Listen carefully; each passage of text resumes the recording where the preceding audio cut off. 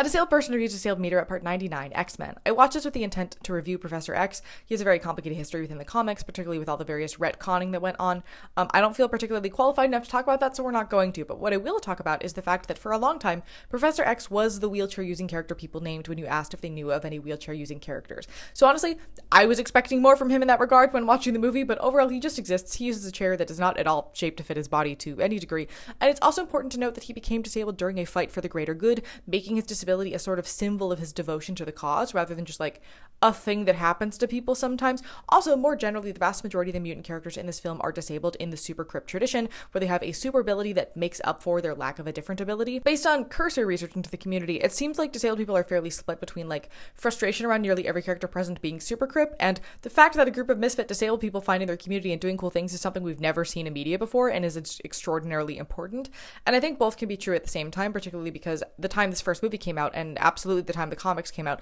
this was somewhat the only option for that kind of representation. For me, watching it now, I feel like I've seen better and more cohesive superhero movies, and overall did not love the extent of use of the super crypt trope, but the historical importance of this movie is very important, and that should be noted and appreciated.